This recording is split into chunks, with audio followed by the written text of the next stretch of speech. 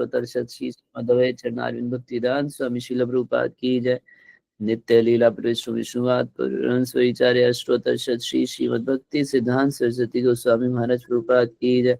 नाम आचार्य जी हरिदास ठाकुर की जय। प्रेम से कहो श्री कृष्ण चैतन्य प्रभु नित्यानंद श्री अद्वैत गदाधर शिवासादि गौर भक्तवृंद की जय।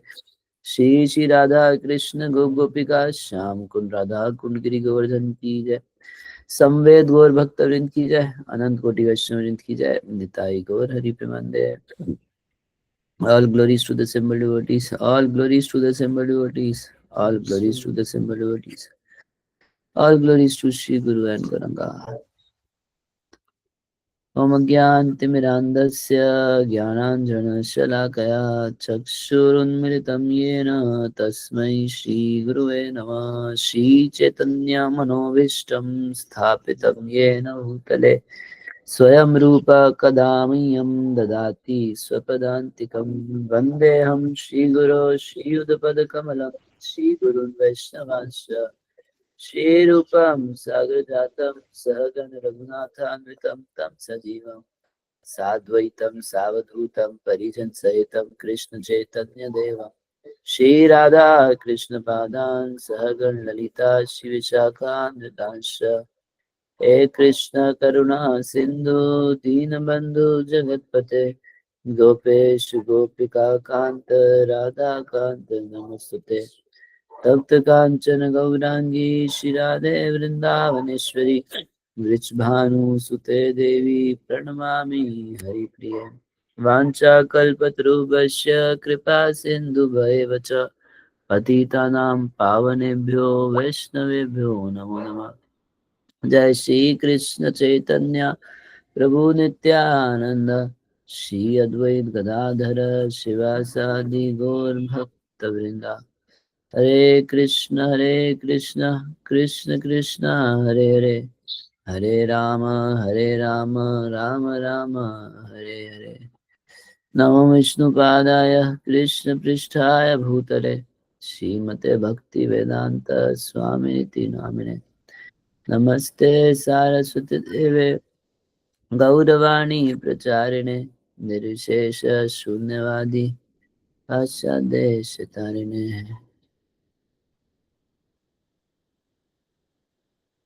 ओम नमो भगवते वासुदेवाय।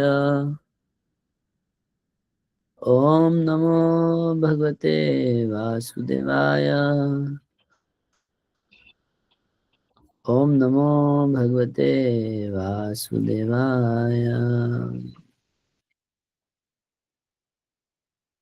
तो हम लोग श्रीमद् भागवतम से कुछ चर्चा करेंगे। श्रीमद् भागवतम के तीसरे स्कंद में भगवान कपिल अपनी माँ देवहूति को कुछ शिक्षाएं दी हैं। उन शिक्षाओं के अंतर्गत भगवान का किस तरीके से ध्यान किया जाता है, तो उसके विषय में भी कुछ इंस्ट्रक्शंस दिए हैं। भगवान के सुंदर रूप का भी वर्णन किए हैं, किस प्रकार से ध्यान करो। तो मैं एक श्लोक लेके उसका अनुवाद तात्पर्य पढ़ के फिर उसको शुरू करेंगे। भागवतम के तीसरे स्कंद के 28 नंबर श्लोक से है। तो 28 नंबर चैप्टर जो है उसका श्लोक लेंगे। इसमें स्क्रीन शेयरिंग कैसे हो सकती है?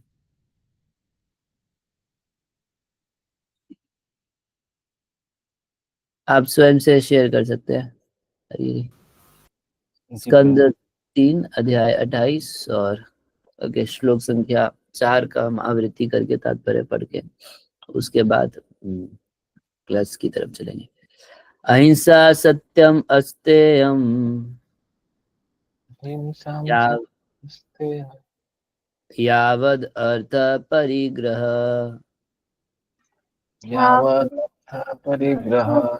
ब्रह्मचर्यं तपशौचम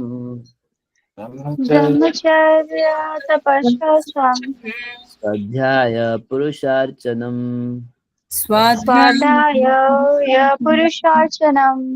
अहिंसा सत्यमस्तेयम यावद अर्थ परिग्रह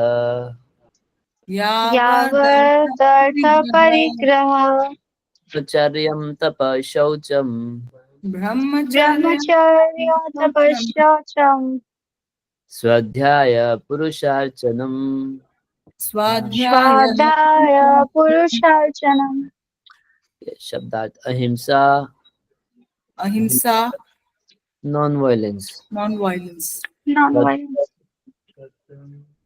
Satyam, truthfulness truthfulness. truthfulness Ashtayam, refraining from theft refraining from theft.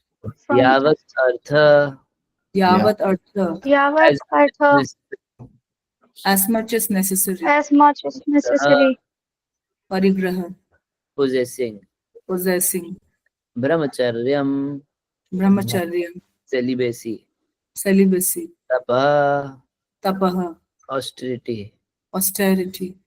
shaucham Saucham, cleanliness cleanliness. swadhyaya Swadhyaya, study of the Vedas study of the Vedas. purusharchanam Purusharchanam, worship of the supreme personality of Godhead.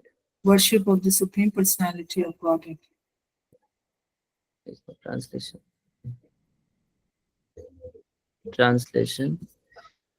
One should practice non-violence and truthfulness, should avoid thieving and be satisfied with possessing as much as he needs for his maintenance.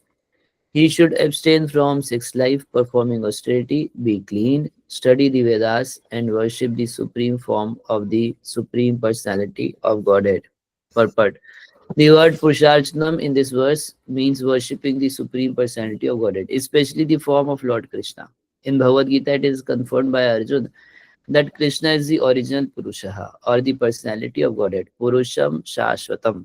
Therefore, in yoga practice, one not only must concentrate in his mind on the person of Krishna, but must also worship the form or deity of Krishna daily.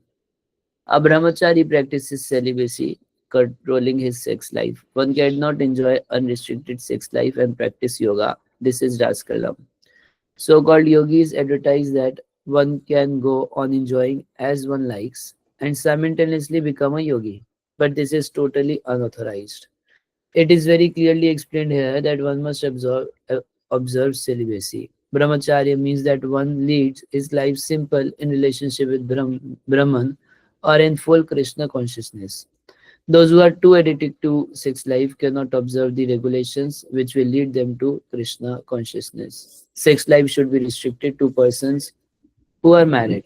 A person whose sex life is restricted in marriage is also called a brahmachari. The word astayam is also very important for a yogi. Astaya means to refrain from theft. In the broader sense, everyone who accumulates more than he needs is a thief. According to spiritual communism, one cannot possess more than he needs for his personal maintenance. This is law of nature. Anyone who accumulates more money or more possessions than he needs is called a thief. And one who simply accumulates wealth without spending for sacrifice or for worship of the Supreme Personality of Godhead is a great thief. Swadhyaya means reading the authorized Vedic scriptures. Even if one is not Krishna conscious and is practicing the yoga system, he must read standard Vedic literatures in order to understand. Performance of yoga alone is not sufficient. Narottam Das Thakur, a great devotee and acharya in the Gaudiya Vaishnava Sampradaya, says that all spiritual activities should be understood from three sources, namely saintly persons, standard scriptures, and the spiritual master. These three guides are very important for progress in spiritual life. The spiritual master prescribes standard literature for the prosecution of the yoga of devotion service, and he himself speaks only from scriptural reference. Therefore, reading standard scriptures is necessary for executing yoga. Practicing yoga without reading the standard literatures is simply a waste of time. Jagadguru Srila Prabhupada की हरे कृष्णा। आप सबका स्वागत है यहाँ पर। हम लोग एक थ्री डे सेशन था, बट कल कुछ अजन्मा कृष्ण का क्लास है, तो आज सुबह शाम और फिर संडे मॉर्निंग, ऐसा 3 सेशंस में हम लोग इस टॉपिक को कवर करेंगे। तो ये जो टॉपिक है, थ्री सेशंस हम कवर करेंगे। तीसरे स्कंद के 28वें अध्याय में भगवान के ध्यान का वर्णन किया गया है और भगवान का ध्यान जो है किस तरीके से हमारे मन के दोषों को दूर करता है और हमें आनंद की प्राप्ति कराता है, ये सब भगवान कपिल वर्णन कर रहे हैं। भूमिका के तौर पे भगवान कपिल अपनी माता देवहूति को उनके द्वारा पूछे गए प्रश्नों के उत्तर के रूप में इन सारी बातों को यहाँ पे प्रस्तुत कर रहे हैं। तो वक्ता एक है, श्रोता भी एक है, कहने वाला एक भगवान कपिल, सुनने वाली उनकी माँ देवहूति माता, कोई बहुत सारे लोग नहीं है। तो भगवान कपिल अपने वर्णन में पहले तो कुछ आप लोग सब जानते हैं ध्यान है जो, तो वो अष्टांग योग का हिस्सा है। अष्टांग योग आप में से कोई बता सकते हैं अष्टांग योग क्या? 8 कौन कौन से अष्ट अंग, जिसके 8 अंग हो, क्या क्या 8 अंग होते हैं?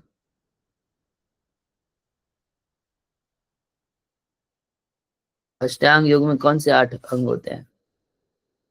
यम, यम, नियम, यम नियम और 2 अंग हुए आसन, प्राणायाम, प्रत्याहार, आगे 5 हुए, यम नियम आसन प्राणायाम प्रत्याहार ध्यान धारणा और समाधि। हम लोग तो समाधि मतलब सो जाते हैं क्लास में, तो समाधि माना जाता है। समाधि की अवस्था में पूर्ण रूप से भगवान के शुद्ध ध्यान की अवस्था को समाधि की अवस्था कहा जाता है। तो भगवान का जो ध्यान है तो उसके विषय में भगवान कपिल बहुत सुंदर इंस्ट्रक्शंस दे रहे हैं, क्यों करना चाहिए, कैसे करना चाहिए, और फिर भगवान के रूप का लीलाओं का वर्णन भी भगवान कपिल किया है। तो ये 28वें अध्याय में भगवान कह रहे हैं, श्री भगवान वाचा योगस्य लक्षणम वक्ष्ये सबीजस्य नृपात्मजे मनोयने विधिना प्रसन्नम याति सत्पथम। अगर आप लोग के पास भागवतम है तो आप लोग अपना अपना भागवतम निकालेंगे, मैं पूरा श्लोक वाइज इस अध्याय को कोशिश करेंगे जहां तक कवर कर सकेंगे करेंगे। तो सबसे पहले 2 चीज है, यम और नियम। कुछ करना है और कुछ नहीं करना, कुछ डूज एंड डोंट्स हैं। प्रभुपाद जी बहुत बार क्रिटिसाइज करते थे आजकल के मेडिटेशन सेंटर्स को, नेचुरली क्यों? क्योंकि वो लोग यम नियम तो कुछ बताते नहीं। आप सिगरेट पियो, हुक्का पियो, कुछ भी करो, बस थोड़ा सा मेडिटेशन सेंटर में आ जाओ, 10 मिनट ध्यान लगाओ, उसके बाद वैसे ही जैसे पहले चौपट काम करते थे बाहर जाके वही सारे चौपट काम करो और आपको एक ध्यानी या योगी की उपाधि मिल जाएगी। अब आपको ध्यानी माना जाएगा, ये तो जी जाते हैं जी ध्यान लगाते हैं, ध्यान। तो ध्यान जो है तो जब तक चित्त दूषित है तब तक उसमें ध्यान लगाना संभव नहीं होता। चित्त को पवित्र करना परम आवश्यक होता है। दूषित चित्त में भगवान का ध्यान नहीं लगाया जा सकता। आप नाम जप कर सकते हो दूषित चित्त से, आप सेवा कर सकते हो शरीर से, मगर अगर चित्त में बहुत सारी चीजें चल रही हैं तो वहां भगवान कैसे रह सकते हैं? ऐसे किसी एक घर में अगर कोई आदमी बैठा है तो दूसरा आदमी कितना, मान लीजिए एक कमरा है उसमें 5 आदमी पहले से बैठे हैं, 6 की जगह नहीं है, तो छठा कहाँ से बैठेगा? तो पहले से संसार की बहुत सारी विषय वस्तु हमारे मन में चली रही है, चित्त में पड़ी हुई है, चित्त में बहुत कचड़ा पड़ा हुआ है, उस स्थान पे भगवान आके कैसे बैठेगा? तो कुछ यम और नियम रहते हैं, कुछ डूज एंड डोंट्स रहते हैं जिनका हमारे चित्त पे प्रभाव पड़ता है और वो हमारे चित्त को शांत करते हैं या उसको असत चित्त से हटाते हैं। भगवान कपिल कह रहे हैं योगस्य लक्षणम वक्ष्य, हे देवहूति, हे माता, मैं आपको योग के लक्षणम बोलूंगा, योग के सारे जो लक्षण है बोलूंगा। और सबीजस्य, सबीजस्य का अर्थ है कि मैं सपोर्ट के साथ बोलूंगा। कहाँ से बोल रहा हूँ? ये जी पतंजलि से बोल रहा हूँ, ये भागवत से बोल रहा हूँ, सबीजस्य यानी शास्त्रिक प्रमाणों के साथ बोलूंगा। ये आजकल तो क्या है कि मैन्युफैक्चर्ड विधियां ज्यादा चलती है। आजकल लोग प्रमाणिक पथ पे नहीं चलना चाहते हैं। आजकल सब लोग मैन्युफैक्चर्ड विधियों को स्वीकार करते हैं और तुरंत करते हैं। उनको लगता है ये बढ़िया है, ये कुछ नया बताया। अरे भाई, नया बताने से क्या होगा? नया है तो जितना भी मॉडर्न चीज है, कम से कम आध्यात्मिक विषय में मॉडर्न होने से फायदा नहीं मिलने वाला। तो कह रहे हैं सबीज से, उसके प्रमाणों के साथ उस प्रकाश में तो आपको हे निरपात्मजे, निरपात्मज जो है, निरपात्मजे ये एक संबोधन है। जैसे किसी को हम राधा बोलना है तो हे राधा बोलना गलत होगा, हे राधे बोला जाएगा संबोधन में। हे राधे ब्रज देवी के चललिते संबोधन है। तो ऐसे हे निरपात्मजे, हे राजपुत्री, मनो येने विधिना, जिस विधि से मन जो है प्रसन्नम याति सतपथम, मन जो है प्रसन्नता को प्राप्त करता है, माइंड जो है जॉयफुल हो जाता है और सतपथम, सत पथ पर चलता है। नेचुरली माइंड की टेंडेंसी कैसी होती है, मन हमेशा असत पथ पे चलना पसंद करता है। मन की गति बोली गई है कि ये अधोगामी होता है, हमेशा नीचे की ओर जाता है, हमेशा पापाचार में जाएगा। उसमें तो बहुत अच्छे से जाता है, मगर अच्छी चीज में इसको जबरदस्ती लगाना पड़ता है। प्रभुपाद जी बोलते थे कि हमें असत पथ पे, यानी नॉन परमानेंट थिंग्स जो है उसके रास्ते पे, उस पथ पे अपने को नहीं लगाना। इसलिए वैदिक इंजंक्शन होती थी कि जब कोई भी शिष्य गुरु के पास जाता था तो गुरु जी से प्रार्थना करता था। अभी तो ये सब नहीं होता है अभी तो लेटर दिखा देते हैं गुरु जी को, दीक्षा दे दीजिए और ये कीजिए वो कीजिए। मगर पहले शिष्य बड़ी विनम्रता से गुरु को अप्रोच करते थे और गुरु से बोलते थे इस तरीके से, असतो माँ सदगमा तमसी माँ ज्योतिर्गम, मैं तो असत में हूँ, अंधकार में हूँ। हाँ, असतो माँ जो सदगमा, मैं असत के रास्ते पर हूँ, टेम्परेरी वर्ल्ड के रास्ते पे हूँ, गलत चीजों के रास्ते हूँ, उसको आप सही पथ पर लेके चलिए। हाँ, और मैं अज्ञान में हूँ, तमसी माँ ज्योतिर्गम, मैं अज्ञान में हूँ, आप मुझको ज्ञान दीजिए। तो वास्तव में हमको चलना है कहाँ पर, सतपथ पे चलना है। मगर मन कहाँ लेके जाता है, हमेशा सत पे लेके जाता है। एक बार श्री नवयोगेंद्र महाराज जी से एक भक्त सवाल पूछे, महाराज जप करते हैं मन चला जाता है। महाराज बोलते हैं मन को जाने दो, तुम मत जाओ मन तो जाएगा कहीं ना कहीं, तुम मत जाओ। तो कह रहे मनो ये विधि था, इस विधि से मन जो है तो याति सतपथम, सत पथ पर चला जाता है। अन्यथा दूसरा अर्थ है वो प्रसन्नता को प्राप्त करता है और प्रसन्नता पूर्वक सतपथ पे चलता है। सतपथ पे तो चल रहे हैं हम लोग भी, सतपथ पे चलने की कोशिश कर रहे हैं, मगर एक है प्रसन्नता पूर्वक सतपथ पे चलना और एक है कि दुख मान के सतपथ पे चलना तो क्या ज्यादा अच्छा है? नेचुरली हम सब चाहेंगे कि जॉयफुली चले कृष्ण कॉन्शियस के रास्ते पे, दुखी दुखी क्यों चलेंगे?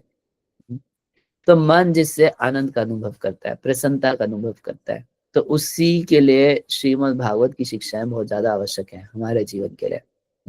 कहा गया ऐसा प्रचेताओं के प्रसंग में नारद जी कहते हैं कि भगवान की भक्ति जो है ये कथा के आश्रय में होती है। अगर कोई व्यक्ति कथा का त्याग कर देता है तो फिर भगवान की भक्ति तो करता है मगर सुख पूर्वक नहीं कर सकता एक्चुअली कर ही नहीं सकता है, होती नहीं है। वो होएगी किसमें, कथा के आश्रय में ही भगवान की भक्ति हो सकती है। और चैतन्य महाप्रभु यहाँ तक कहते हैं, जय लीला अमृत विनय खाए यदि अन्न पाने ताते भक्ति दुर्बल जीवन। कोई व्यक्ति यदि भगवान की लीला अमृत कथा को नहीं श्रवण करता और खाए यदि अन्न पाने, प्रसाद चल रहा है मगर लीला कथा भगवान का चिंतन आदि बिल्कुल नहीं करता है, तो जय लीला अमृत विनय खाए यदि अन्न पाने तबे भक्तिर दुर्बल जीवन। उस भक्त का जीवन ही दुर्बल हो जाता है, ना उससे ठीक से बढ़िया से सेवा बनेगी और साधना आदि में भी उसका जीवन पूरा दुर्बल होता है। दुर्बल मतलब ये नहीं कि शरीर दुर्बल हो जाता है खाना पीना तो चल रहा है, वह भक्ति जीवन बड़ा दुर्बल हो जाता है। तो इसलिए भगवान कपिल कह रहे हैं कि मैं आपको ऐसा योग की विधि बताता हूँ जिसमें प्रसन्नता पूर्वक, बहुत परिश्रम नहीं होगा, प्रसन्नता पूर्वक मन जो है वो सतपथ पे चलता है। कुछ डूज एंड कुछ डोंट्स है। अब भगवान कपिल क्या किए, आधे आधे श्लोक में कुछ डोंट्स फिर डूज, डोंट्स फिर डूज, इस तरीके से काफी सारा बताया। सुबह के सेशन में कुछ हम यम नियम पे ही चर्चा करेंगे और उसका दो उद्देश्य हैं। एक उद्देश्य है कि उसका कुछ भाग तो भक्तों को भी पालन करना होता है नहीं तो चित्त शांत होगा नहीं, और हम ऐसे एक्सटर्नली भक्ति का अभ्यास करते रहेंगे मगर जॉयफुलनेस भी नहीं अनुभव कर पाएंगे और उसमें डीप जा भी नहीं पाएंगे। और एक दूसरा भी बात पता चलेगी कि अष्टांग योग कितना मुश्किल है, ये जानना भी बड़ा आवश्यक है। जब आप जानेंगे कि अष्टांग योग कितना मुश्किल है तब पता चलेगा ना कि प्रभुपाद जी हमको कितनी अच्छी चीज दे दी है जिससे आसानी से हम भगवान को प्राप्त कर सकते हैं। तो अष्टांग योग की कठिनाई को भी हम जानेंगे इन नियमों से, दोनों चीज पता चलेगा। कबीर भगवान कह रहे हैं सबसे पहले क्या करना है, स्वधर्माचरणम शक्त्या विधर्माश निवर्तनम देवालब्धेन संतोष आत्मविचरणार्चनम। कह रहे हैं सबसे पहले स्वधर्म आचरणम शक्त्या, अपने स्वधर्म का पालन करना चाहिए। तो स्वधर्म जो होता है दो प्रकार के होते हैं, एक को नित्य बोलते हैं, एक को नैमित्तिक बोलते हैं। नित्य स्वधर्म क्या है, हरि की सेवा, भगवान की सेवा, ये है नित्य स्वधर्म। और नैमित्तिक स्वधर्म क्या है, जो किसी निमित्त के होता है। हम पुरुष शरीर में हैं तो पुरुष का कुछ कर्तव्य है, स्त्री शरीर में है स्त्री का कुछ कर्तव्य है, ब्राह्मण है तो ब्राह्मण का कर्तव्य है, क्षत्रिय है तो कुछ क्षत्रिय कर्तव्य है, ब्रह्मचारी है तो ब्रह्मचारी का कुछ कर्तव्य है, गृहस्थ है तो गृहस्थ का कुछ कर्तव्य है। इसको बोलेंगे स्वधर्म। और ये टेम्परेरी रहता है मगर करना पालन पड़ता है। जैसे कोई ब्रह्मचारी है, विवाह कर लिया तो अब उसके ऊपर ब्रह्मचारी धर्म नहीं रहेगा, उसके ऊपर गृहस्थ धर्म लग जाएगा। कोई गृहस्थ है अभी सन्यास ले लिया तो उसके ऊपर सन्यासी का धर्म लग जाएगा। कोई ब्राह्मण है अगले जन्म में क्षत्रिय कुल में जन्म लेता है तो क्षत्रिय का उसके ऊपर धर्म लग जाएगा। तो किसी निमित्त है, एटर्नल नहीं है। भगवान की भक्ति एटर्नल है, किसी शरीर में, किसी पोजीशन में, किसी कंडीशन में, किसी काल में वो ही करना है। मगर नैमित्तिक कर्म करने के लिए भी ऐसा कहा जाता है कि करना चाहिए। विशेष रूप से ध्यान वाले योगियों को तो करना पड़ेगा, वो चित्त शांत करना चाहते हैं ना। अब भक्तों को भी इससे सपोर्ट लेना चाहिए। प्रभुपाद जी तात्पर्य में वहां लिखते हैं कि वर्ण आश्रम के अनुसार, और यहाँ पर विशेष रूप से प्रभुपाद जी कह रहे हैं कि आमतौर पे जन्म के अनुसार होता है। प्रभुपाद जी लिख रहे हैं generally it is by birth.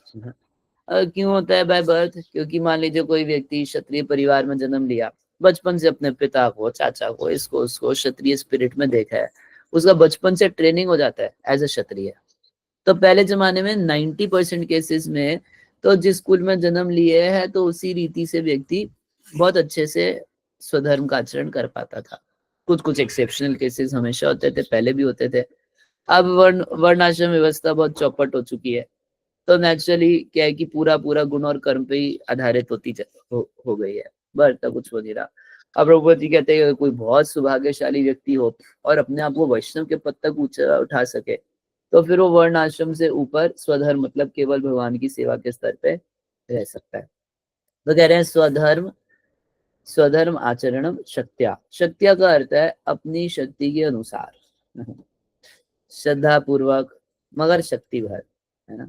ऐसा नहीं है कि श्रद्धा भर मतलब श्रद्धा भर करना चाहिए। श्रद्धा तो कमजोर हो सकती है, श्रद्धा शास्त्र के शब्द में करके हमें स्वधर्म का पालन करना चाहिए। कोई भी चीज करे तो लोग आजकल क्या बोलते हैं, अपनी जैसी श्रद्धा वैसा कर देंगे, ऐसे नहीं होता। अपनी श्रद्धा तो लौकिक है, तो शास्त्र की शिक्षा को ग्रहण करके शास्त्र में श्रद्धा करके उस कार्य को करना चाहिए। मगर कितना करना चाहिए, शक्ति भर करना चाहिए, श्रद्धा भर नहीं करना चाहिए। अपनी श्रद्धा से करेंगे तो क्या करेंगे, हम लोग भक्ति कर रहे हैं गुरु की श्रद्धा से, प्रभुपाद जी की श्रद्धा से। अपनी श्रद्धा से करेंगे तो बहुत कमजोर है। तो श्रद्धा तो गुरु वैष्णवों की श्रद्धा को देख के भी श्रद्धा की जाती है, मगर स्वधर्म के आचरण को शक्ति भर करना चाहिए।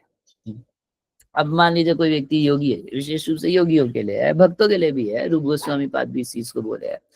अगर वो शक्ति से बहुत ज्यादा करने का प्रयास करता है, एक तो नियम आग्रह होगा, चित्त शांत हो जाएगा, बहुत ज्यादा डिस्टर्ब हो जाएगा, और डिस्टर्ब चित्त में वो कैसे ध्यान करेगा, मैं ये नहीं कर पा रहा, ये नहीं कर पा रहा, ये नहीं कर पा रहा, मन में बहुत भारी ग्लानि भरी पड़ी रहेगी। जैसे प्रभुपाद की भक्ति सामने सिंधु में किसी प्रकार का जो शब्द है यावत अर्थ परिग्रह, उसका अर्थ करते हैं तो प्रभुपाद जी कहते हैं कि जिसका जैसा सामर्थ्य है वो वैसा उतना, जितना आवश्यक है उतना धन कमाए और जितना सामर्थ्य है उतना भजन भी करे। 64 माला नहीं होती तो 16 ही करे, ऐसा प्रभुपाद जी लिखते हैं। 64 नहीं कर सकते, स्टैंडर्ड है, ठीक है, 1 लाख नाम जप करना चाहिए, नहीं हो पाता 16 ही करे।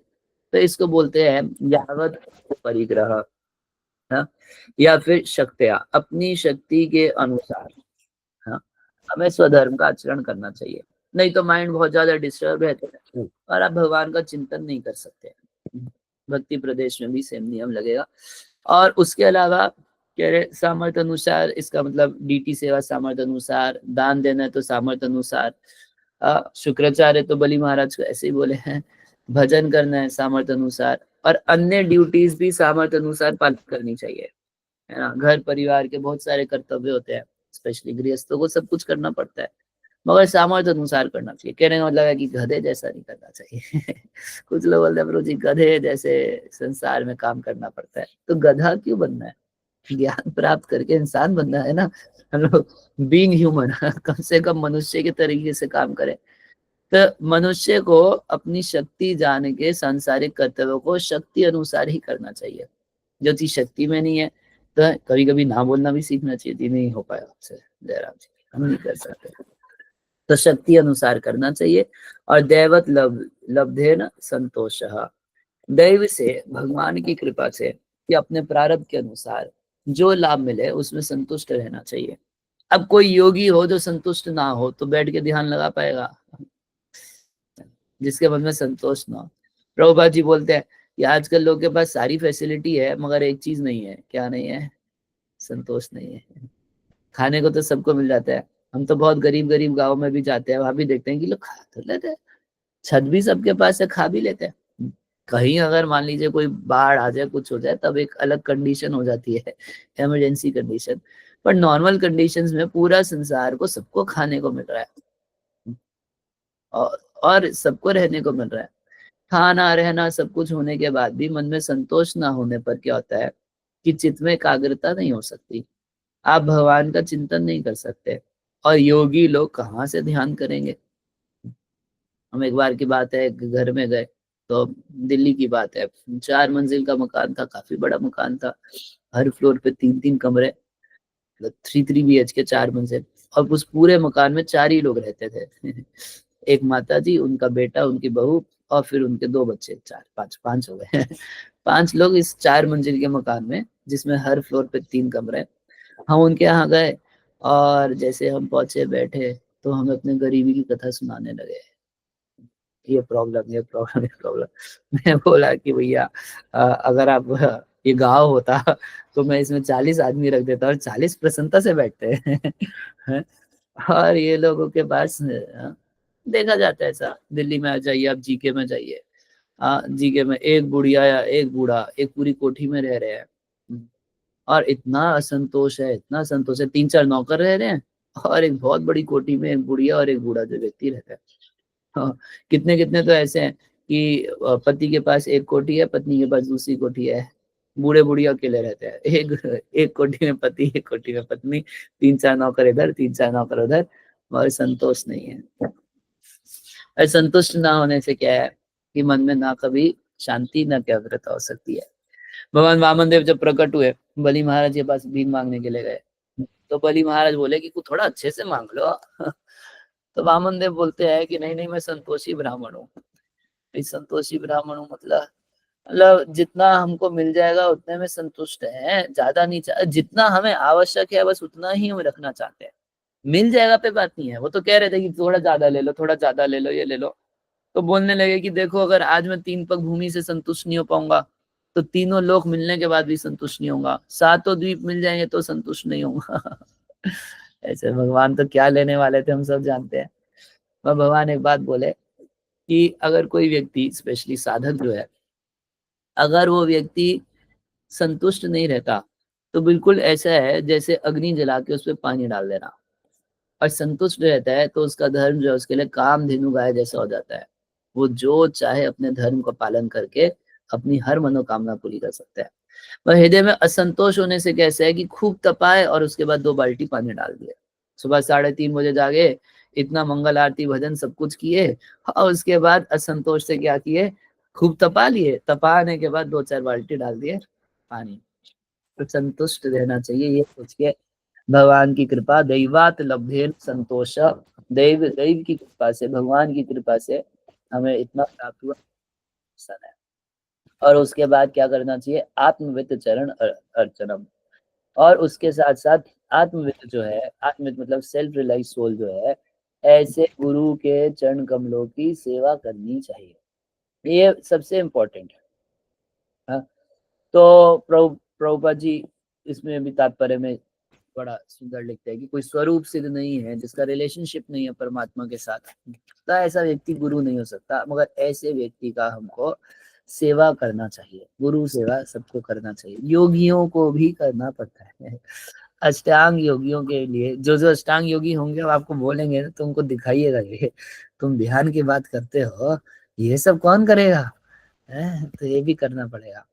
और कह रहे हैं आगे क्या है यम नियम में, कुछ बताए ना करने को, कुछ बोल रहे हैं करने को, फिर कुछ ना करने को बोल रहे हैं। क्या? ग्राम में धर्म निवृत्तिश्च मोक्ष धर्मस् रतिस् तथा। ग्राम में धर्म से निवृत्त होना चाहिए। ये ग्राम में धर्म किसको बोलते हैं? ग्राम में धर्म का क्या अर्थ होता है? mundane activities, हैं? mundane activities, समझा नहीं। मतलब मुंडेन हाँ हाँ। ठीक, हाँ ग्राम्य धर्म से, ठीक है, ग्राम्य धर्म इसको कहा जा सकता है। और कोई?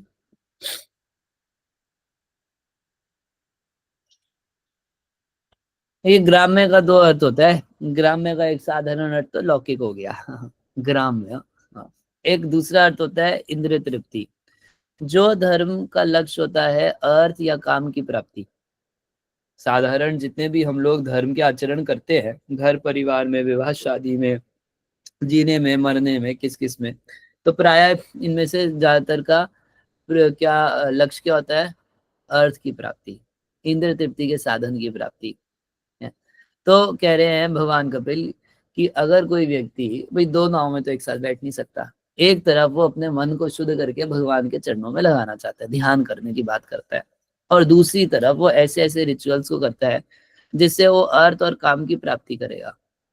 तो ऐसा हुआ कि दो नाव में पैर डाल दो, कैसे होगा?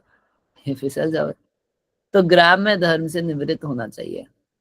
विशेष रूप से माताएं लोग बहुत सारे ऐसे व्रत और रिचुअल्स और ये और वो सब करते हैं जिसमें जिसका लक्ष्य क्या होता है? घर में धन संपत्ति बनी रहेगी, सुख संपत्ति घर आए और कष्ट मिटे धन का, और इसमें बहुत रुचि होती है। तो एक साधक को क्या चाहिए? विशेष रूप से योगी को तो करना पड़ेगा, भक्त को भी करना चाहिए। ग्राम में धर्म निवृत्तेश, ग्राम में धर्म से निवृत्त। निवृत्त का अर्थ होता है फ्री हो जाना चाहिए उससे। हाँ। एक होता है त्याग देना और एक होता है फ्री होना। इन दोनों में थोड़ा सा अंतर होता है। त्याग देने में क्या होता है? झगड़ा होता है ना? हम नहीं करेंगे, हम हरे कृष्ण वाले हो गए, तो इसमें थोड़ा झगड़े की संभावना ज्यादा। निवृत्ति का अर्थ होता है कि मन इससे पूरा उब जाना चाहिए, हो गया जी, अब ये सब नहीं करना है। इसलिए दो चीज एक साथ बोल रहे हैं, ग्राम्य धर्म निवृत्ति और मोक्ष धर्म रति तथा। और जो धर्म क्रियाएं हमें भव सागर से पार कराने के लिए है, जो हमें बैक टू गॉडेड ले जाने के लिए, उसमें रति करना है, उसको प्रेम पूर्वक करना है। हालांकि अभी उल्टा है मोक्ष धर्म वाला ड्यूटीफुली करते हैं, और ज्यादा बार कोई प्रेशर से बोले, पुशिंग करे तब जाके करते हैं, और ये अर्थ और काम वाला बड़ा प्रेम से करते हैं। हाँ, एक कथा बोल रहा तो मेरे को एक उदाहरण याद आ गया था कि जैसे किसी की, हम एक बार एक शादी देखे थे, तो शादी में क्या होता है कि विदाई के समय जो लड़की होती है तो कुछ जौ चावल वगैरह लेके, धान वान क्या लेके, ऐसे अपने से पीछे ऐसे फेंकती है। और उसका भाव क्या रहता है कि हम जिस घर को छोड़ के, लक्ष्मी तो मैं हूँ जिस घर को छोड़ के जा रही हूँ उस घर में लक्ष्मी बनी रहे। और खूब माताएं लोग उसमें रोती भी है क्या भाव है इसका, ऐसे है ना, और इसको जरूर जरूर करवाएंगे, क्यों? घर में लक्ष्मी बनी रहे। तो ऐसे हजारों रिचुअल स्पेशली भारतवर्ष में होते हैं जिनका प्रयोजन क्या है? अर्थ और काम, इंद्रिय तृप्ति का साधन जो है बढ़िया से बना रहे। मगर एक साधक को, जिसको भगवान में अपना मन लगाने की चाह हो, तो उसको इस सबसे फ्री हो जाना चाहिए। भगवान तो पालन पोषण करते हैं। एक दिन ऐसा जब भगवान खिलाए पिलाए ना, हमको 15 साल ब्रह्मचारी आश्रम में हो गए, आश्रम में भी रहता हूँ, बाहर भी घूमता हूँ कोई बोलेगा आपके तो वही 5 स्टार होटल है, आपका जो टेम्पल है 5 स्टार टेम्पल है, यहाँ तो भूखे नहीं रहेंगे। बाकी आप लोग अपने 5 स्टार घरों में भी कभी कभी भूखे सोए होंगे लड़ाई झगड़ा हो गया, कुछ हो गया तो भूखे सो गए। मगर फिर भी ऐसा है, बता रहे हैं कि वो 5 स्टार मंदिर में भी कभी हम भूखे नहीं सोए, और छोटे छोटे गाँव में भी कभी गए तो भूखे नहीं सोए। सब जगह भगवान पालन पोषण करते हैं। क्या जरूरत है इतनी टेंशन ले लेके इतने सारे ग्राम्य धर्मों को करने की। इससे फ्री हो जाना चाहिए। फ्री इसलिए बोले, त्याग और फ्री में अंतर इसलिए रखे, फ्री मतलब माइंड से इससे फ्री हो जाना चाहिए। ग्राम्य धर्म निवृत्तिश्च और मोक्ष धर्म रतिसता, मोक्ष धर्म में रति होनी चाहिए।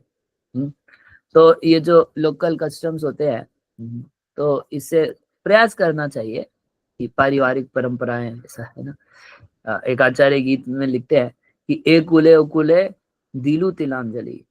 अब मैं भगवान का भक्त हो गया तो इस कुल से हूँ, उस कुल से हूँ, दिली तिलांजलि, इसी को तिलांजलि दे दी। और अभी बस एक ही संबंध है, क्या? अच्युत गोत्र से भगवान के है।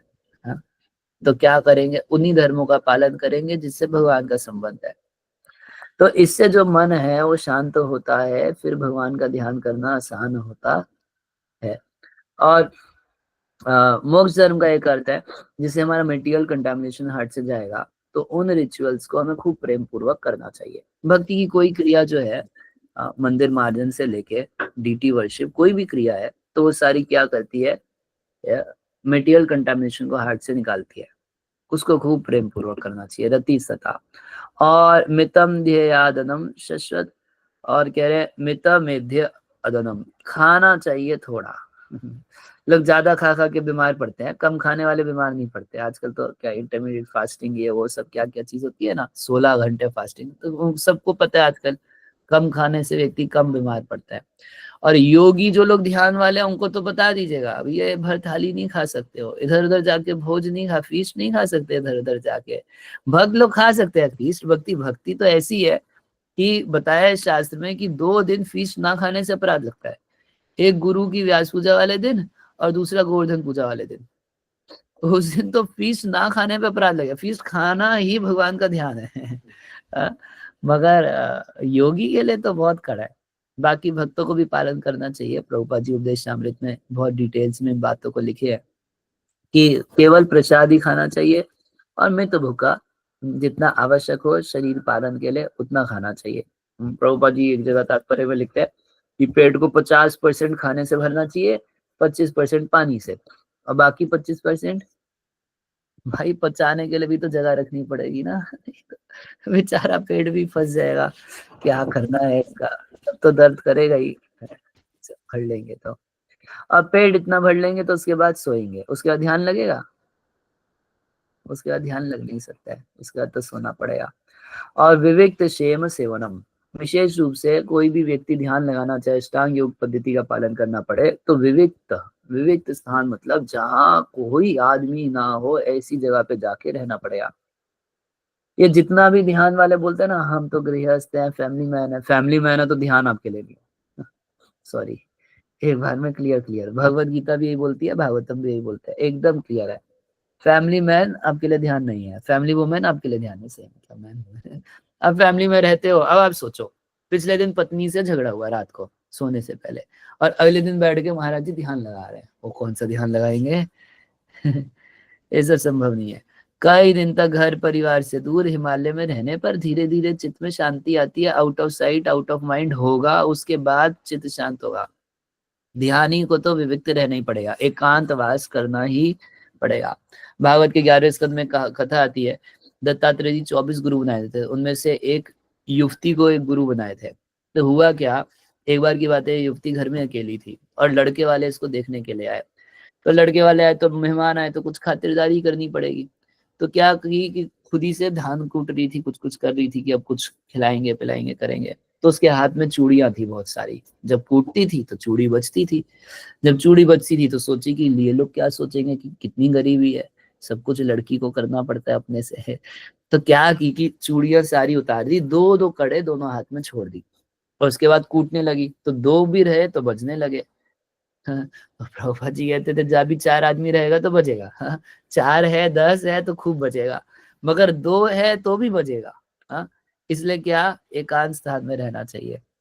चक्रवर्तीपाद कहते हैं कि भक्ति में ऐसा नहीं होता। विद्या वधु जीनम, वो तो कुंवारी लड़की थी, मगर भक्ति देवी कैसी है?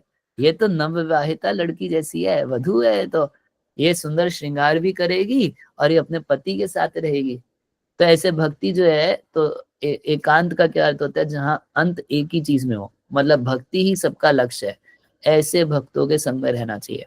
भक्ति है मगर अष्टांग योगी को तो एकदम विविक्त जहाँ कोई आदमी नहीं, यहाँ जहाँ कोई किसी प्रकार का कोई भय नहीं, जहाँ ज्यादा लोग रहेंगे, कुछ सामान इकट्ठा करके रखेंगे तो भय रहेगा चोरी होने का, क्या क्या भय, कोई भय नहीं, एकदम फ्री फ्रॉम फियर, ऐसा विविक्त सेवनम, ऐसे स्थान पे जहाँ कोई भी डिस्टर्बेंस ना हो, वहां रहना चाहिए। इवन भक्त भी ऐसा देखते हैं, जैसे सनातन गोस्वामी को महाप्रभु आदेश दिए ग्रंथ लेखन की, चक्रेश्वर महादेव के पास रह के ग्रंथ लेखन करते थे, वहां मानसी गंगा पे मक्खी मच्छर तंग परेशान करते थे, तो सनातन गोस्वामी विचार किए ना नॉन डिस्टर्बेंस के स्थान पे जाना चाहिए, तो मन में विचार किए कहीं और जाके रहूंगा, तब चक्रेश्वर महादेव सपना आके बोले नहीं नहीं, आपको कोई डिस्टर्ब नहीं करेगा, आप यही रहो, ऐसा।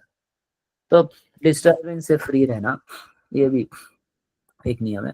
फिर अहिंसा सत्यम अस्तेय यावद अर्थ परिग्रह, और अगली चीज है अहिंसा। ये जितने नॉन वेजिटेरियन ध्यान लगाने बैठते हैं, आप मेरे को एक बात बताओ, ठीक है, आप किसी का मर्डर कर दिए, मर्डर करने के बाद आप शांति से बैठोगे हैं? आप किसी का मर्डर करके आओगे तो आप शांति से बैठ पाओगे? तो अहिंसा सबसे पहला नियम होता है। ध्यान करने वालों को वो एक कॉकरोच को भी नहीं मार सकते, इतना बड़ा बड़ा बकरा और मछली मार मार के खाना बहुत दूर की बात है। ये जितने गलत मेडिटेशन वाले हैं सबको आप लोग पकड़ के पढ़ाइएगा, अरे अहिंसा देखो है। और भक्तों के लिए हिंसा क्या है कि हम लोग भक्ति का प्रचार ना करना, ये हिंसा है जीवों के प्रति। मान लीजिए आपका भाई बीमार है और आपको पता है कि पैरासीटामोल मेरे पास जेब में रखी है, दवा है, सरदर्द ठीक हो जाएगा, फिर भी ना देना। गीता है, भागवत है, भक्ति कर रहे हैं, थोड़ी बहुत तो कर रहे हैं, थोड़ा बहुत सुख का अनुभव कर रहे हैं, देखें कि मटेरियल प्रॉब्लम्स का स्पिरिचुअल सोल्यूशन है, उसके बाद लोग मटेरियल प्रॉब्लम्स में उलझनों में फंसे, उनको स्पिरिचुअल सोल्यूशन ना देना, ये उनके प्रति हिंसा है या नहीं है? तो ये एक हिंसा है। तो अहिंसा और सत्यम, हमेशा सच बोलना चाहिए, ये झूठ बोलने वाला व्यक्ति ध्यान नहीं लगा सकता। ऐसे संसार में भी एक कहावत है, एक झूठ को छिपाने के लिए 100 झूठ बोलने पड़ते हैं। तो अब व्यक्ति की कॉन्शियसनेस कहाँ पे जा रही है, उसको अपने झूठों को छिपाने में उसकी सारी कॉन्शियसनेस का फ्लो चला जाएगा, तो ध्यान कहाँ से लगाएगा? तो ये जितना ध्यान वाले हैं सबको बता दीजिए सच ही बोलना चाहिए। भक्त है, ऐसे भक्तों को भी सच ही बोलना चाहिए। कोई कोई भक्त बोल देते हैं हमारे ठाकुर जी भी झूठ बोलते थे, हम झूठ बोलते हैं। ठाकुर जी बोल सकते हैं, और झूठ बोल के चोरी करके ठाकुर जी कौन सा शांत रहते थे? दामोदर अष्टकम में हम लोग पढ़ते हैं कि भगवान मटकी फोड़ दिए, उसके बाद माखन बांट रहे हैं, तो क्या शंकत नेत्रम, शंकित नेत्र से देख रहे हैं कहीं मान आ जाए, आ जाएगी तो पकड़ लेगी, मारेगी। भैया जब भगवान का चित्त शांत हो गया, चोरी करने के बाद ऐसे ऐसे देख रहे हैं टेढ़ी आंखों से, शंकित नेत्र हो गए, तो आपका चित्त कैसे शांत हो जाएगा? तो चित्त शांत करने के लिए ना झूठ बोलना चाहिए, और स्तेयम, स्तेयम का अर्थ है चोरी नहीं करनी चाहिए, दोनों चीज से बचना चाहिए, हमेशा सच बोलना चाहिए। परम पूज्य गोपाल कृष्ण महाराज बोलते थे सच है 3 चीज, एक तो हमेशा परम भगवान का विषय में बोले क्योंकि वही परम सत्य है, दूसरा क्या शास्त्रीय कोटेशन के साथ बोले, ये सत्य है, और तीसरा सत्य की परिभाषा देते थे कि जनरल डीलिंग्स में भी सच बोलना चाहिए। अगर हर कोई हमेशा झूठ बोलता रहेगा तो नॉर्मल व्यवहार भी करना मुश्किल हो जाएगा, ठीक है। तो सत्य का पालन करना चाहिए और चोरी नहीं करनी चाहिए। प्रभुपाद जी यहाँ पर लिखते हैं कि जो व्यक्ति चोर है, चोर का अर्थ एक प्रभुपाद जी ये भी करते हैं कि जरूरत से ज्यादा इकट्ठा करना भी चोरी है, आवश्यकता से अधिक, और फिर भगवान को ना देना, बिना ऑफर करे खाना, तो भगवत गीता में भगवान खुद ही बोल दिए स्थे नेवचा, वो लोग चोर हैं जो बिना भोग लगाए खाते हैं।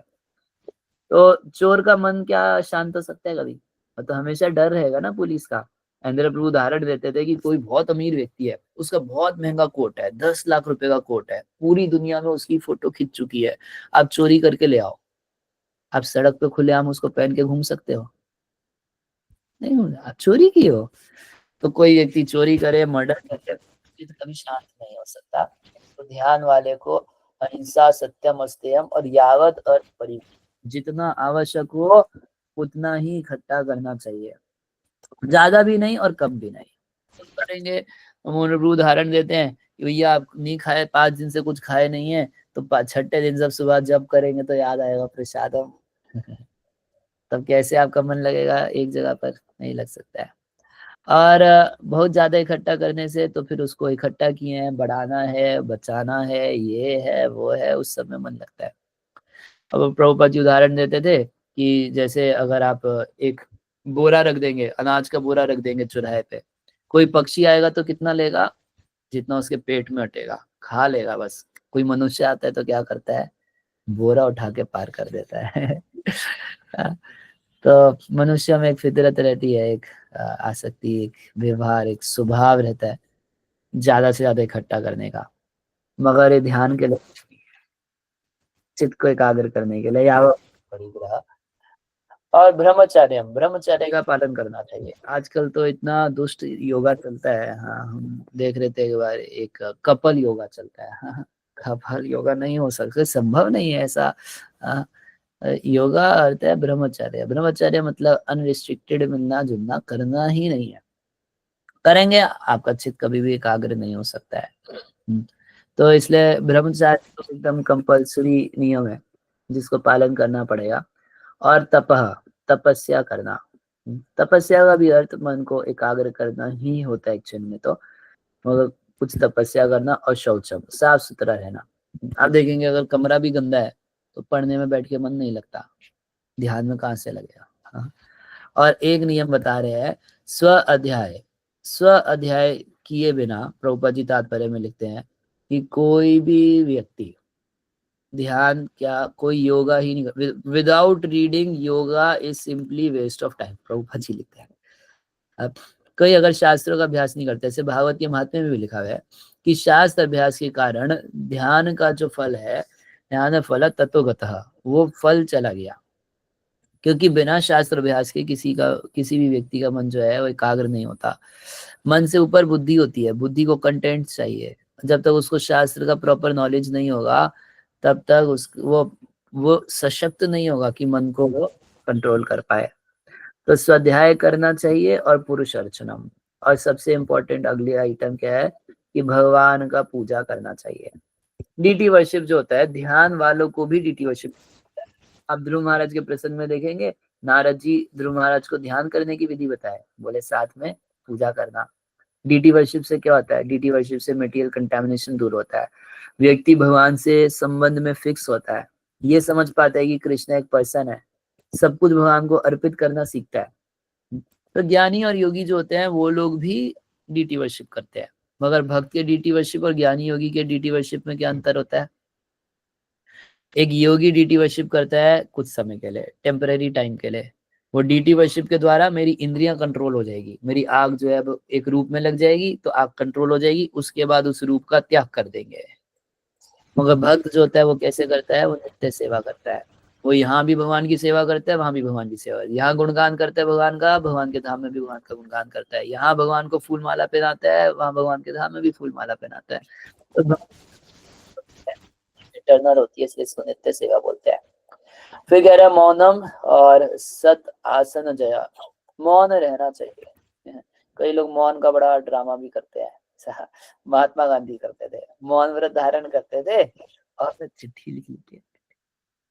मैं एक बार देखा, एक मौनी बाबा थे हम लोग के इधर दरभंगा की साइड में, एक मौनी बाबा थे, ठीक है। वो तो खैर दूसरे, उनका चेला भी वैसे ही था, मौनी बाबा का चेला, वो कुछ महात्यागी अपने नाम के आगे लिखते थे, ठीक है। और त्याग क्या करते, कुछ नहीं। एक बार वो व्रत ले लिए, अब मैं किसी से बात नहीं करूंगा, किसी से बात नहीं करूंगा, मौन व्रत धारण करूंगा। और 24 घंटे फेसबुक पे रहते थे चैटिंग चल रही है और हम मौन है, अरे वाह जी वाह।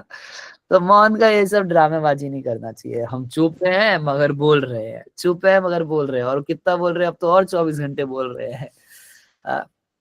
तो मौन का अर्थ भक्तों के लिए तो विशेष रूप से क्या है कि कृष्णेतर नहीं बोलना चाहिए।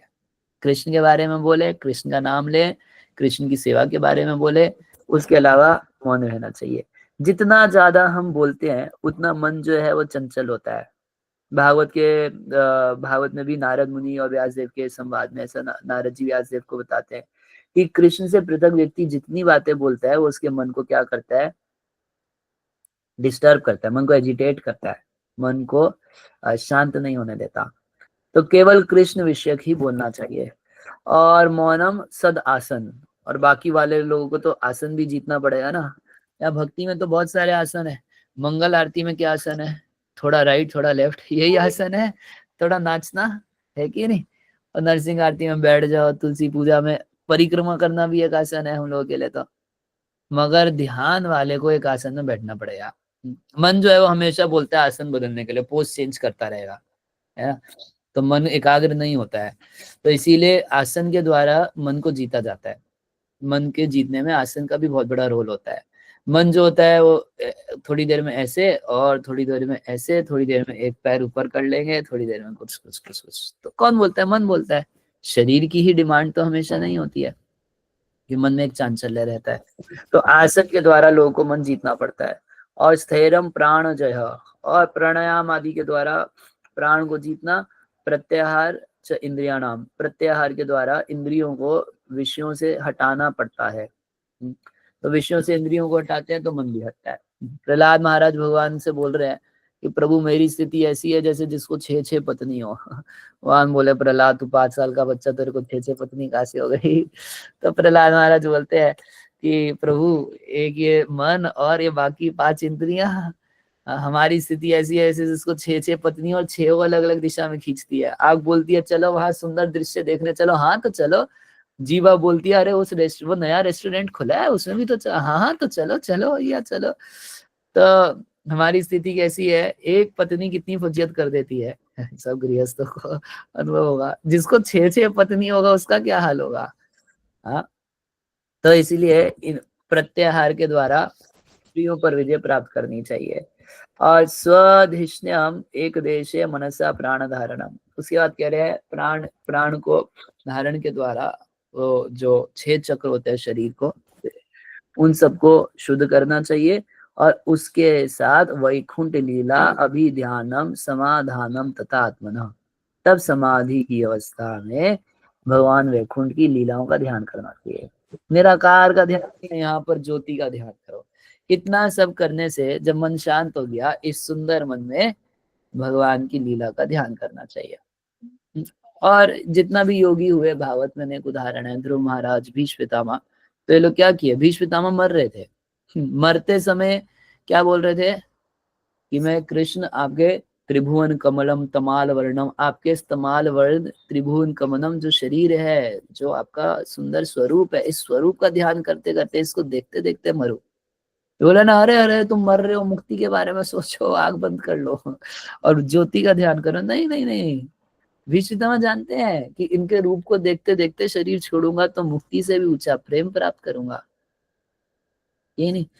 तो इसीलिए भगवान की लीला ध्यान करना चाहिए। वैकुंठ लीला, समाधि में वैकुंठ लीला का ध्यान करना चाहिए। एते अन्यस्य पति भी मन दुष्टम असत्पते, कह रहे ये सारा नियम लगाना और अन्यस्य पति भी, अन्य भी कोई रास्ता अपनाना, मगर किसी ना किसी तरह इस मन को असत पद से हटाना।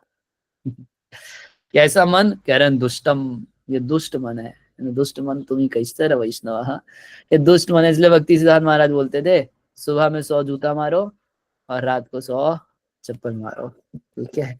तो वो कपिल भगवान भी कह रहे एत और अन्यस्य पति, इन रास्तों से तो मन को ठीक करो, दुष्ट मन को ठीक करो, और अन्य जो कुछ लगे भैया इसको किसी तरह सुधारो।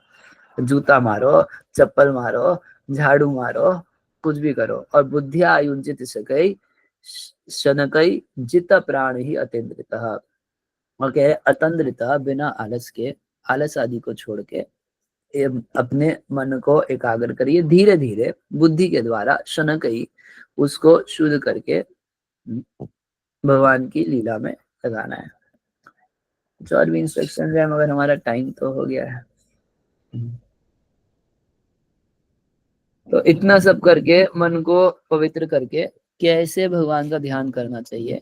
तो कैसा है भगवान, कितना सुंदर है, क्या उनकी लीलाएं हैं, किस रूप में उनका ध्यान करें। देखिए रूप के ध्यान के पीछे भगवान के स्वभाव का भी ध्यान होता है। वो सब हम शाम को कथा सुनेंगे। एक उदाहरण देके यहाँ छोड़ूंगा। जैसे मान लीजिए बोले कि आप भगवान के नेत्रों का ध्यान करो। आप किसी के नेत्रों को देखते हैं, अच्छा भैया, इसके नेत्र हमने देखे, ओके, इसके ब्लू नेत्र हैं, लंबे चौड़े नेत्र हैं, ये एक हुआ उसके रूप का, फॉर्म का ध्यान करना, मगर उसके साथ साथ नेत्रों के पीछे भी कुछ भाव है या नहीं है? क्रोध में देख रहा है, करुणा भई दृष्टि से देख रहा है, आंखें भी बहुत कुछ कह देती हैं, आंखों ही आंखों में इशारा हो गया ऐसे इशारा हो जाता है आंख से। हाँ, तो जब हम नेत्र का ध्यान करते हैं तो भीतर के भाव का भी ध्यान करते हैं। भगवान गुस्से में देख रहे हैं, करुणा भई दृष्टि से देख रहे हैं, अनुराग से देख रहे हैं, प्रेम से देख रहे हैं, या जान से मार देने की दृष्टि से देख रहे हैं हाँ, या इसको उठा के फेंक दूंगा, कहाँ से कचड़ा आ गया मेरे जीवन में है, हे शरणागत हो, इसको नहीं होने देंगे। क्या दृष्टि है भगवान का। तो भगवान के रूप का ध्यान होता है उनके गुणों के साथ, उनके स्वभाव के साथ, और उनकी लीलाओं के साथ, उनके परिकरों के साथ। तो बहुत सुंदर ध्यान का वर्णन भगवान कपिल आगे के श्लोकों में करेंगे, उसको हम शाम के समय सुनेंगे 8:15 से 9 जी प्रभु जी। उसमें मिलेंगे।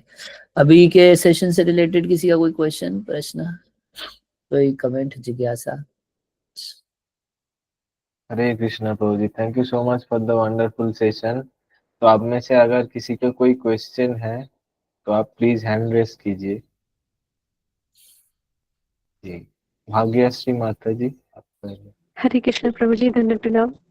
थैंक यू प्रभु जी, बहुत ही सुंदर क्वेश्चन था। और प्रभु जी ये वाला रिपीट कर दीजिए, आपने क्या बताया था कि ज्योति पे ध्यान करना या नहीं करना, क्या बताया था आपने? हरे कृष्ण। नहीं करना, वैकुंठ लीला, भगवान की लीलाओं पे, उनके रूप पे ध्यान करना है। जी जी, थैंक यू। निराकार या ज्योति का ध्यान करने के लिए शास्त्र में कहीं भी कहा नहीं गया है।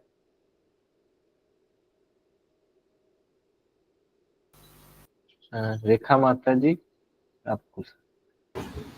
प्रभु जी हरे कृष्णा, दंडवत प्रणाम। बहुत सुंदर प्रभु जी। आपने ये धन के बारे में बताया था कि चोरी करना, मतलब यानी कोई भी चीज ज्यादा अर्जित कर ले वो भी चोरी के समान हो जाता है। तो यहाँ पर यदि जैसे किसी दूसरे तरीके से भी यदि थोड़ा बहुत पैसा मिल जाता है, भले ही वो पूर्ण रूप से चोरी ना कहा जाए, लेकिन एक अलग तरीके से भी पैसा मिल जाता है, तो क्या उससे हमें ग्रहण करना चाहिए? और यदि हम ग्रहण करते हैं तो हम उसे भगवान के लिए यदि हम प्रयोग में लाते हैं तो वो सही है प्रभु जी? हाँ देखिए, ऐसा है, एक बार प्रभुपाद जी के पास एक डाकू आया, वो बाय प्रोफेशन डाकू थे। तो सारा तो उनका पैसा, आप समझिए कैसे उन्होंने लोगों को मार के कैसे कैसे पैसा जुटाया। प्रभुपाद जी की शेड में है, प्रभुपाद जी बोले, प्रभुपाद जी सारा धन को भगवान की सेवा में लगवा दिया। तो ठीक है, चले भगवान तो बचा लेंगे। एक बार की बात है कि अपने मंदिर का एक टेम्पल प्रेसिडेंट था, वो ड्रग्स बेच के पैसा ज्यादा इकट्ठा कर रहे थे। तो भगवान की सेवा करेंगे तो ड्रग्स के तो बिजनेस में बहुत पैसा आ जाता है। तो प्रभुपाद जी तुरंत उसको मना कर दिए, बोले उसको बोलो कि हमें ऐसा पैसा नहीं चाहिए। सिद्धांत यह है कि आप जैसे भी हो तो वैसा ही पैसा और वैसे ही आप भगवान की शरण में आ जाओ, सब कुछ भगवान की सेवा में लग जाएगा। मगर आने के बाद क्या इंस्ट्रक्शन है, जब जगाई मदाई का उद्धार नित्यानंद प्रभु किया तो नित्यानंद प्रभु महाप्रभु क्या बोले उनको, आर पाप नहीं, अब पाप पूर्ण काम नहीं करना। भागवत के 7वें स्कंद में भी लिखा है कि ऑनेस्टली अर्न मनी से भगवान की सेवा करनी चाहिए। ये प्रभुपाद जी प्रेसिडेंट को मना कर, जो ऑलरेडी भक्त है उसको मना कर दिया कि आप गलत काम करके पैसा नहीं कमाना, ऑनेस्टली अर्न मनी से हम भगवान की सेवा करेंगे। मगर पहले से अगर आपके पास 2 नंबर का पैसा है तो सारा लेके आ जाओ, उसको छोड़ के नहीं आना है, और सारा लेके भगवान की शरण में आइए। अब ये सवाल है कि जो डायरेक्ट चोरी नहीं है, अब वो मगर क्या तिगड़मबाजी है, क्या गलत काम है, वो आपको खुद ही देखना पड़ेगा तो डिटेल्ड विषय हो जाएगा। हाँ हाँ, अगर वो चित्त को बहुत अशांत करता है तो फिर उसको नहीं अपनाना चाहिए। जैसे ट्रेडिंग है ना, आजकल बहुत हैपनिंग है, ट्रेडिंग लोग करते हैं, ट्रेडिंग बोलते हैं ना, ऑनलाइन। हाँ, तो वो तो जुआ है प्रॉपर्ली, और लोग सोचते हैं मैं ईमानदारी की कमाई कर रहा हूँ, बट कोई बताए अगर वो 24 घंटे उस ट्रेडिंग वाले काम में लगा है, उसको इतना टेंशन है, लॉस और ये वो सब इतना हाईली उसको वो हो रहा है, उसमें भगवान का चिंतन कहाँ से करेगा, भगवान की भक्ति कहाँ से करेगा, चित्त उसका शांत कैसे होगा। तो एक्चुअल में ये सब भी 2 नंबर का पैसा है। हाँ, तो इससे बचना चाहिए। 2 नंबर का पैसा मतलब ये नहीं, ऐसे सरकारी दृष्टि से तो आपने इनकम टैक्स नहीं जमा कराया तो 2 नंबर का पैसा है, वो चल जाएगा। आपने इनकम टैक्स जमा नहीं कराया, हालांकि वो भी इनकम टैक्स की चोरी है, मगर वो एक बार को चल जाएगा, भगवान की सेवा कर देते हैं तो आपने युगल सरकार को टैक्स जमा करा दिया। हाँ, मगर कहने का मतलब है कि तिकड़मबाजी से, लोगों को धोखाधड़ी करके अगर हम किसी तरीके से निकालते हैं धन, हाँ, तो फिर मन कभी शांति नहीं प्राप्त कर सकता।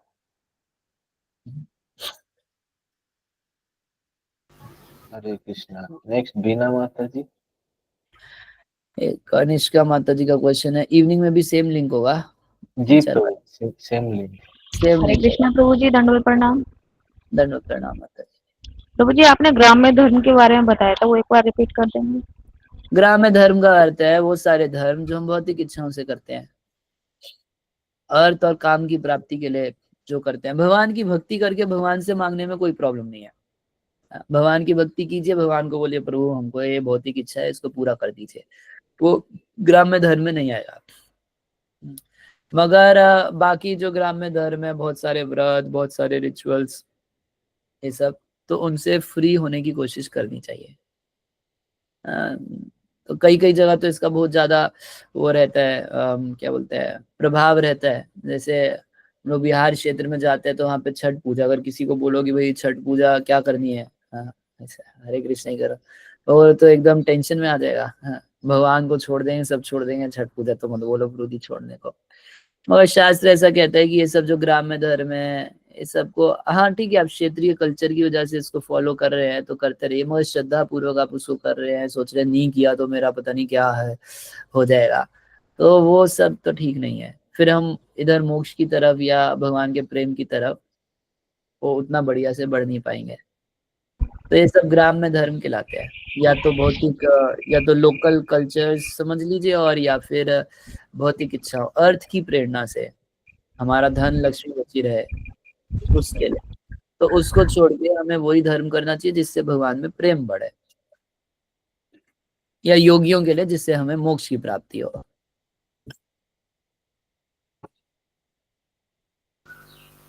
हरे कृष्णा। नेक्स्ट तेजस्विनी माता जी।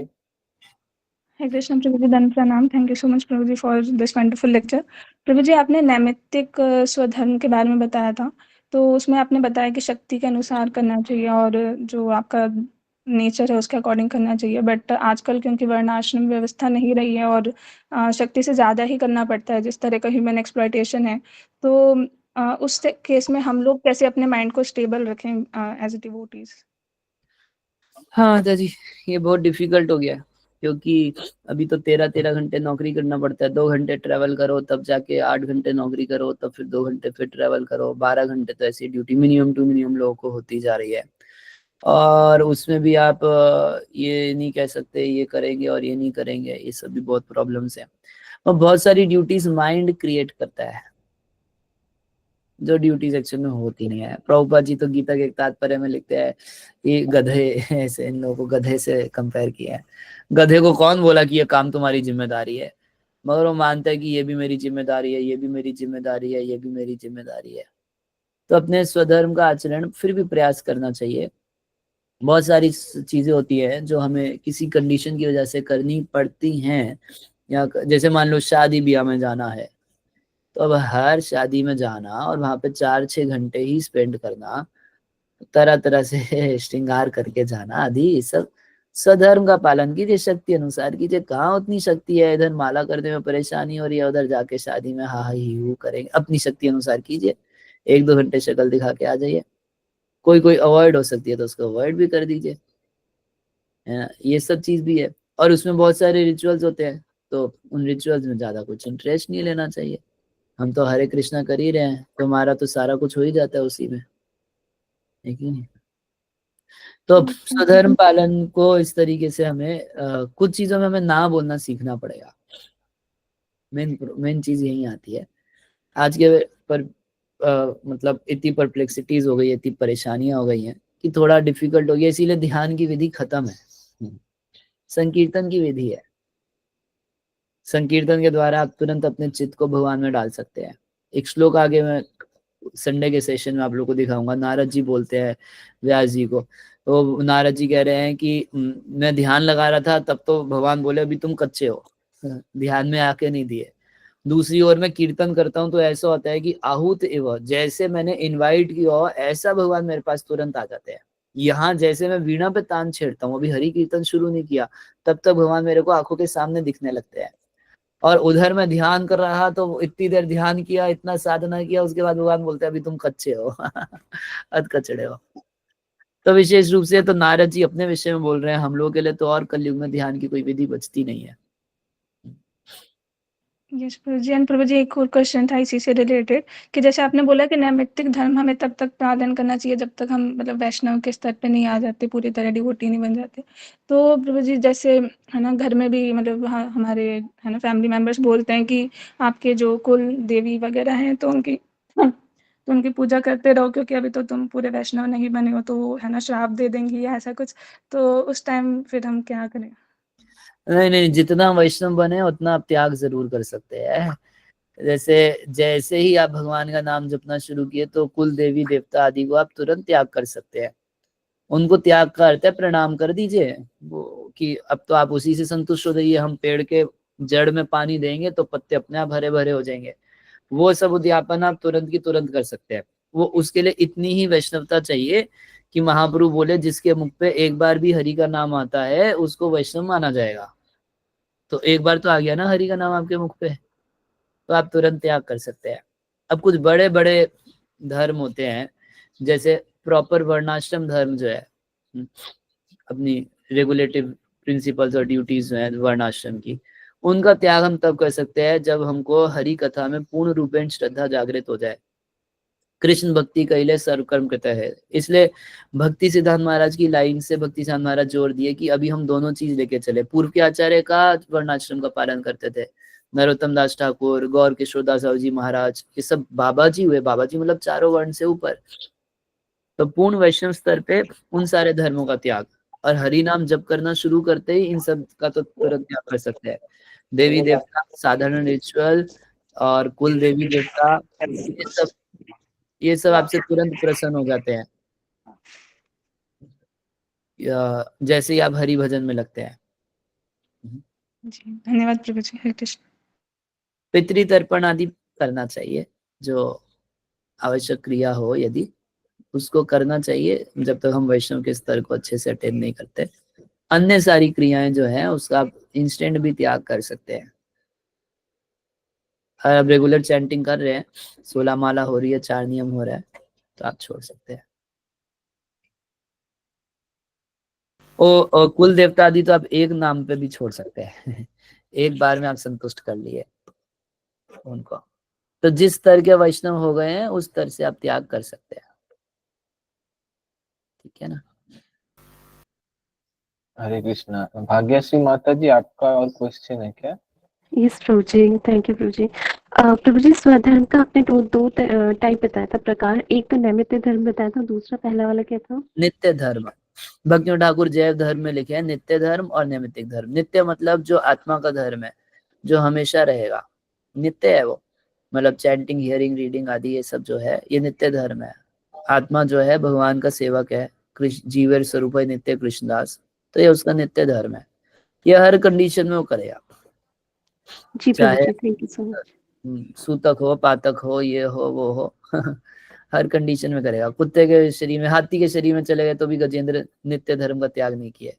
और नैमित्तिक धर्म तो खत्म हो गया, ना वो राजा रहे, ना वो ब्राह्मण रहे, ना वो साधु रहे, कुछ नहीं रहे, मगर नित्य धर्म का त्याग नहीं हुआ। हाँ, तो नित्य धर्म मतलब हर योनि में, हर काल में, हर समय जो करना है। हरे कृष्णा। शिवानी माता जी। हरे कृष्णा प्रभु जी, दंडवत प्रणाम। धन्यवाद। प्रभु जी, थैंक यू सो मच प्रभु जी, बहुत सुंदर सेशन था और बहुत कुछ आपने सिखाया। प्रभु जी मेरा थोड़ा सा कंफ्यूजन है, स्वधर्म और मनोधर्म के बीच में दोनों सेम होता है क्या प्रभु जी? मनोधर्म मीन्स आपके कॉन्कॉक्शंस, और स्वधर्म मतलब प्रिस्क्राइब ड्यूटीज। मनोधर्म मीन्स कॉन्कॉक्टेड धर्म, आपकी कॉन्कॉक्शंस में, आपके कॉन्कॉक्टेड कर्तव्य जो आप मन से बनाए। मनोधर्म मन से जो बनाए। मतलब जैसे हमारा मन जो बोल रहा है वो काम करना। हमारे मन भी तो बहुत सारे कर्तव्य बताते हैं ना। इस घर का होने की वजह से ये मेरा कर्तव्य है, इस जाति का होने की वजह से ये मेरा कर्तव्य है, और ये टेंशन भी मुझे लेनी चाहिए, वो टेंशन भी मुझे लेनी है। ये सब मनोधर्म है। और जी प्रभु जी। स्वधर्म हुआ प्रिस्क्राइब्ड, जो है, जो शास्त्र के द्वारा दिया गया आपके लिए कर्तव्य है। हाँ जी प्रभु जी। और एक छोटा सा क्वेश्चन और था प्रभु जी, जैसे आपने प्रहलाद महाराज का एग्जांपल दिया सेंसेस के लिए, तो प्रहलाद महाराज कहते हैं हमारी सेंसेस हमें भगाती है। तो जैसे प्रत्याहार है, तो अगर हमें कुछ ऐसा मतलब खाने का मन करता है, तो हमारा सेंसेस में हमारा मन वो चीज बोल करवाता है, या फिर हमारी जीवा हमारी सेंसेस हमें बोलती है कि नहीं तुम्हें ये खाना है, या हमारा मन बोलता है? नहीं, संकल्प विकल्प तो मन में ही रहता है। इंद्रियां जो हैं तो एक्चुअली वो तो केवल सॉकेट जैसे ही हैं, मगर संदेश तो वही भिजवाती है। जैसे जीव ने टेस्ट किया है रसगुल्ले को पहले एक बार कभी, और मन को उसका मैसेज सेंड किया है कि ये इससे हमको सुख मिला था, तब तो मन आगे फिर से, जैसे आंख देखेगी तो आंख संदेश देगी कि रसगुल्ला तो रखा दिख रहा है, तो मन फिर उसके ऊपर कंटेम्पलेट करेगा। तो ध्याय तो विषय उनसे संगस छुप जाते, तो संगा संजाते कामान, तब कामना उत्पन्न होगी। तो माइंड विल कंटेम्पलेट। कई बार वो कंटेम्पलेशन वगैरह बहुत फास्ट चलता है तो हमें पता नहीं चलता। इंस्टेंट सब कुछ कामना तक पहुंच जाता है। तो मन है वो चाह संकल्प विकल्प करता है। जी प्रभु जी, थैंक यू सो मच प्रभु जी, प्रणाम। हरे कृष्ण। हरे कृष्णा प्रभु जी।